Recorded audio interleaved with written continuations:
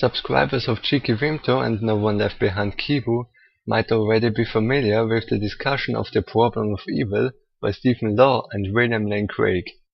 Craig uses to shift the topic to his moral argument, claiming that the existence of evil proves God.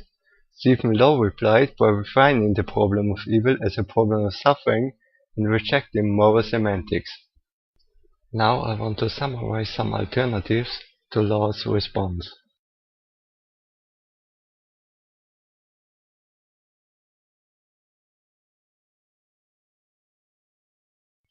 The first premise of the moral argument states that objective moral values can't exist without God, but there exist meta-ethical concepts that can grant moral objectivity without God.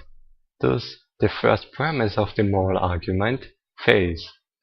If we accept other ethics than divine commentary, God has to be consistent with external moral standards in order to be good.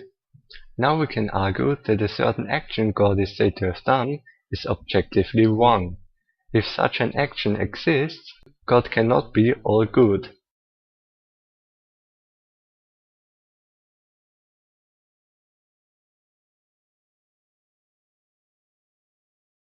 In this option we argue that morality depends on opinion. From this it follows that God's goodness is mere opinion. If so, it is hard to see how a being can be all good for all people.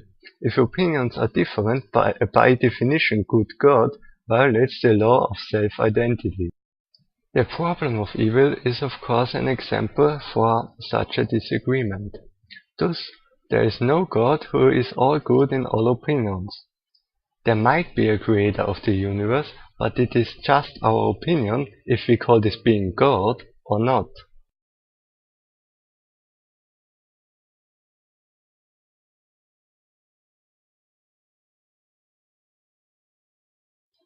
In the final option we accept divine commentary and argue that the existence of evil makes it absurd.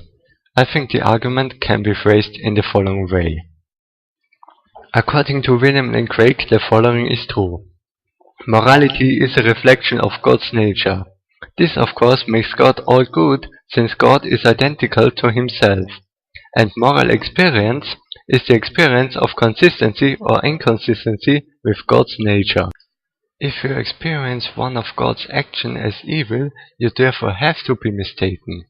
Your moral experience must be an illusion, similar to an optical illusion.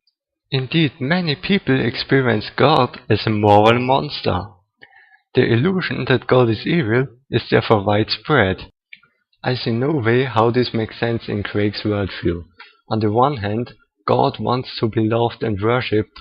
On the other hand, God creates us in a way that we tend to be intuitively hostile to him. This makes the design of our moral intuition to poor design.